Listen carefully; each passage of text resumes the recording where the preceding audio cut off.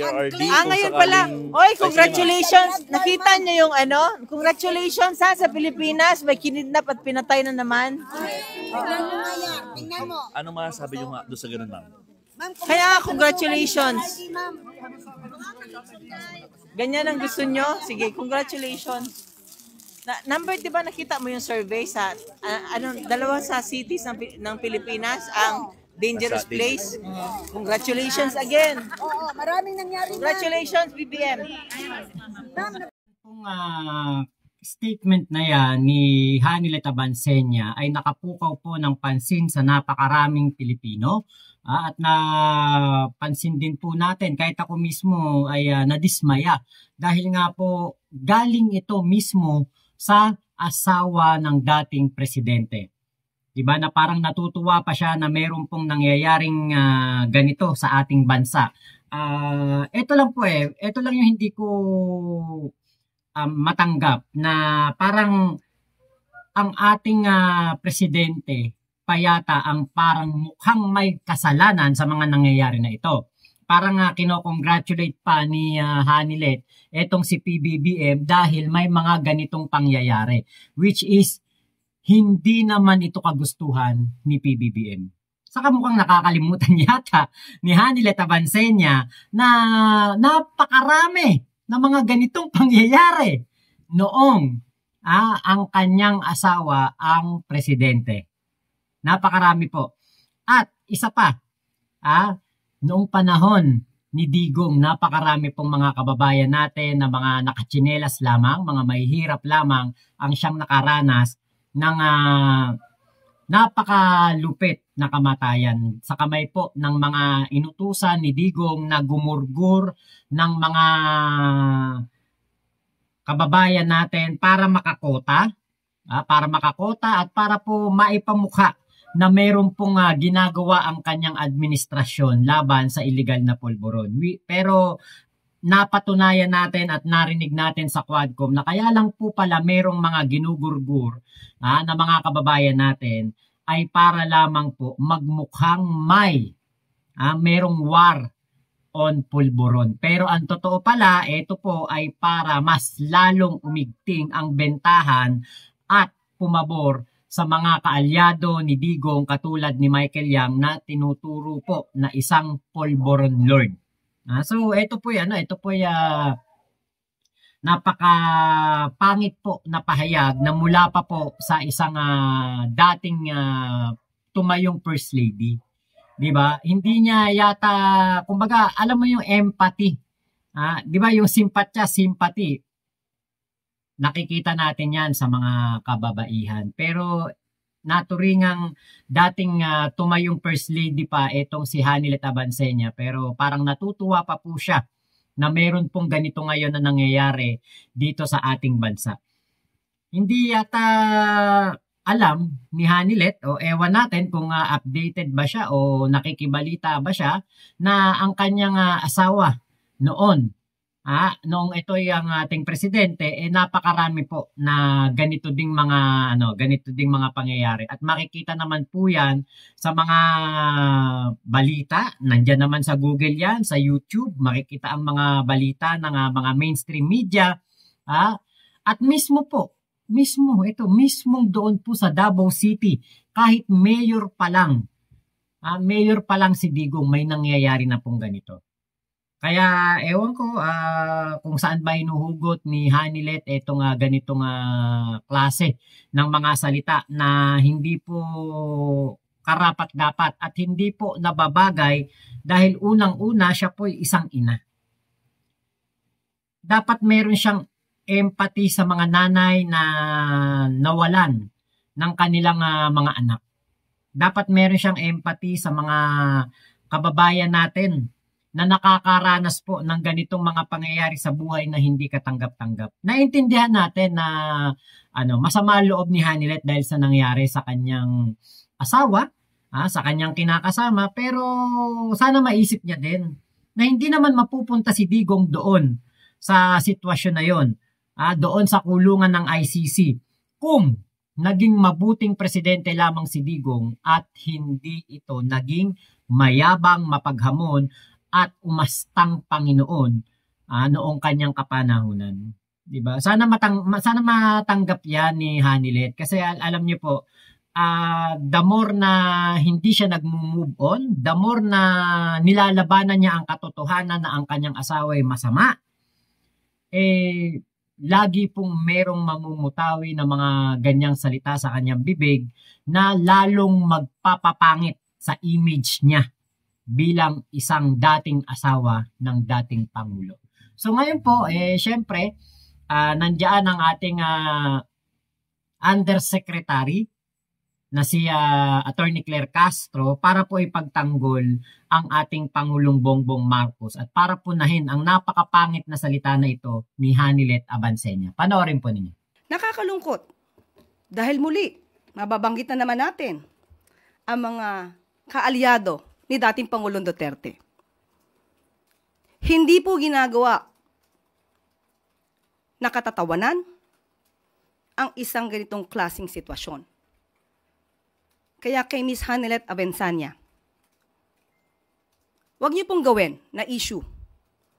Dahil may buhay po ditong nakasalalay, may mga buhay na nawala. Huwag niyong gawing issue ito at gawin niyong katatawanan ang gobyerno. Hindi natin malaman bakit ganon ang naging attitude ni Miss Hanilet. Parang ikinatutuwa pa ba niya na may mga ganitong sitwasyon sa bansa?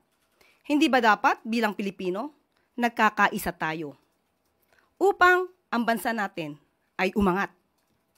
Hindi lamang para sa taong bayan at para na rin mapakita natin sa buong mundo na ang Pilipinas at ang mga Filipino ay nagkakaisa.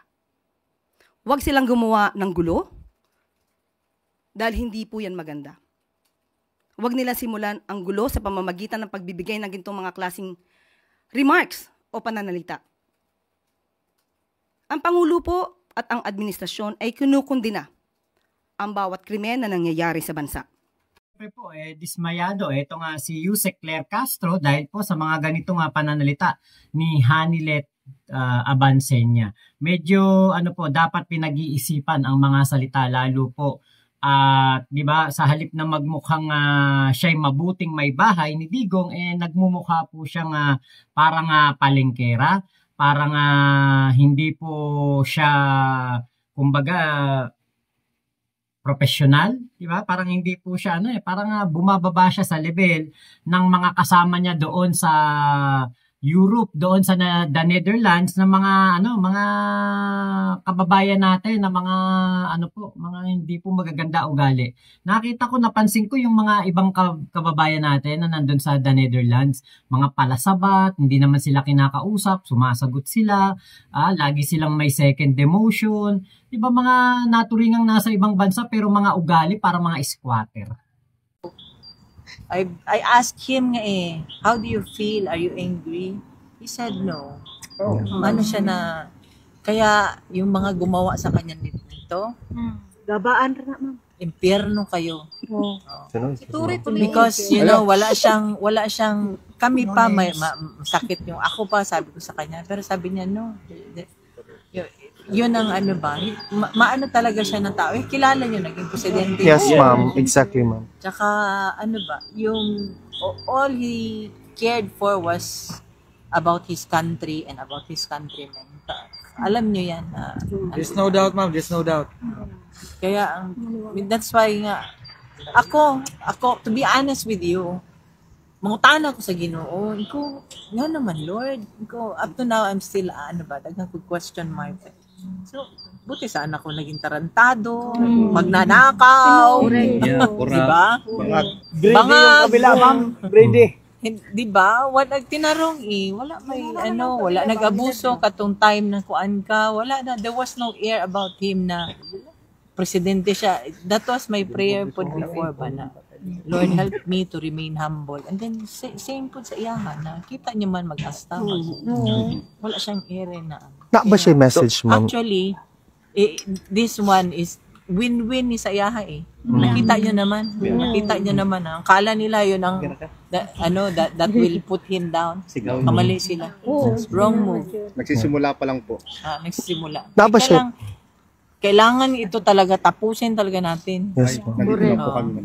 Ang hindi pa rin po nagsisink in dito kay Hanilet Abansenya ang katotohanan na bagsak na si Digong. Bagsak na. Hindi na nga makalabas ng kulungan eh. Di ba? Yun ang katotohanan. Yun ang realidad ng buhay. Ewan ko, mukhang nabubuhay si Hanilet Abansenya sa imahinasyon na napakalakas pa rin ni Digong. Hindi na po. Si Digong po ay nabubulok na po sa ICC. Siya po ay isang buwan na nakakulong doon. At hindi na makita na ang mga anino kahit ng mga tao. Tanging pamilya lamang ang nakakakita. Kaya po, pasensya na, pero yun yung realidad eh. Bagsak na talaga si Digong. Nabubulok na sa ICC. Diba? Hindi naman natin pwedeng sabihin na hindi siya nabubulok doon. Hayun ang nangyayari. Diba? Hindi ito, kumbaga pagsasabi ng misinformation dahil ito'y totoong nangyayari. Nabubulok sa kulungan si Digong. Diba? Tapos yung meron pang sumasabat, gabaan daw, karmahin daw yung mga gumawa nito kay Digong. Hindi ba parang mas dapat nating makita na kinakarma si Digong dahil sa mga ginawa niya noong siya ang presidente? Diba sabi ni Hanilet, wrong move daw itong ginawa ni PBBM. Para sa kanya, wrong move yun, di ba? Para sa kanila, syempre sa mga pro-Duterte, wrong move yan. Di ba? Pero sa atin, lalo na sa mga biktima po ng EJK, napakaganda pong pagkilos yan ng ating Pangulo dahil ibig sabihin po nito na wala pong sinisino ang kanyang administrasyon. Kapag ikaw may nalabag na batas, kapag ikaw ay merong nagawang masama, at ikaw ay pinagbabayad sa iyong mga kasalanan, hindi po ito hahadlangan ng ating Pangulo. Bagkus, isusuko ka pa sa mga kinauukulan na gustong ikaw ay pagbayarin sa mga kasalanan mo. Diba? So, ganun ang ginawa lamang ng ating Pangulo. Tama lang ang kanyang ginawa na pagbayarin si Digong sa kanyang mga kasalanan. Dahil siya din naman ang naghangad nito. Siya din naman ang humiling nito na siya ay malitis na, maimbestiga na ng ICC. So, nangyari ito dahil sa kagustuhan ni Digong. Ngayong nangyari na at naganap na ang kahilingan ni Digong, mukhang hindi ito tanggap ng asawa na si Hanilet Abansenya. Yun dapat ang tanggapin niya na si Digong ang unang gumawa ng masama. Di ba, the more na sinasabi nila kay PBBM na kakarmahin, wrong move, gagabaan, di ba? Pero sino ba ang nakakaranas ng gaba? Ang gaba, way saba. Tama ba yun? Ang gaba, dili magsaba. Ayun ang nangyayari kay Digong. Yun ang nangyayari. Yun ang katotohanan. Yun ang realidad. Yung gaba o yung karma na dapat ay matamasa ni Digong, yun ngayon ang nangyayari. Yun ngayon ang nakikita natin na nangyayari.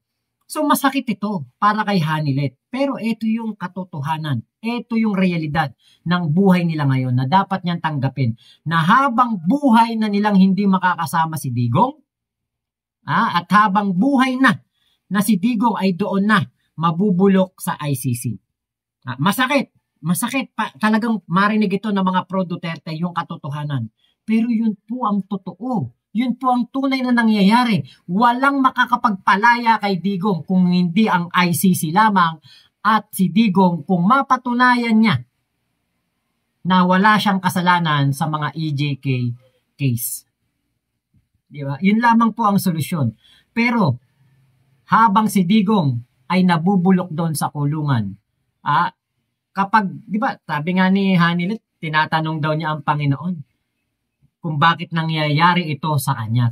Dapat tanungin niya muna kung sino ba ang Panginoon ni Digong. Kasi baka mamaya yung tinatanong niyang Panginoon at yung Panginoon ni Digong ay iba. Magkaiba sila ng Panginoon dahil alam natin na si Digong ay walang Panginoon. Ang Panginoon ni Digong ay ang kanyang sarili. Diba tinatwa nga niya ang Panginoon? Yun ang pinakamaling ginawa ni Digong. Pinagtawanan niya, tinatwa niya. Ano sabi niya? Ako, Panginoon, papako ko sa krus? Diba? Yun dapat ang matanggap ni Hanilet. Kaya yung nakita ko, mayroon pa diyang video na nagdadasal-dasal si Hanilet. alam nyo na ano ko na aawa ako kay Hanilet. Kasi baka mamaya yung dinadasalan niyang Panginoon ay iba. Dapat pareha sila ng dinadasalan ni Digong na Panginoon. Kasi si Digong, alam natin, na hindi po niya Panginoon yung nasa taas. Dahil kung ang Panginoon niya ay ang nasa taas, hindi po niya ito itatatwa, hindi niya gagawing katatawanan, at hindi po niya mumurahin. Pero ma'am, umaasa ba kayo magkakaroon pa ng justice po ang dating Pangulo? Yes. Yung sa investigation sa Senate? O... Sa Senate, ano na lang yun? Paek-ek na lang yun. Huwag na lang kayo maniwala ni Amy Marcos, ma'am. Hindi ako niniwala sa kanya. Bakit po? Malabudol talaga, ma'am. Ayaw na pagpaniwala, ma'am. Baka matigil si VP, ma'am, ha? Magtangka lang po. Ano lang, para lang, tanong siya na, ano ba talaga nangyari? VP, ma'am, huwag Di ba siya nakita ano nangyari? So, ito po nga, pahayag na ito ni Hanilet ay patungkol naman kay Amy Marcos at paek-ek na lang daw po ang ginagawa na ito ni Amy Marcos. Alam nyo, masama ito para kay Amy, lalo pa at kumakandidato siya na senadora, di ba?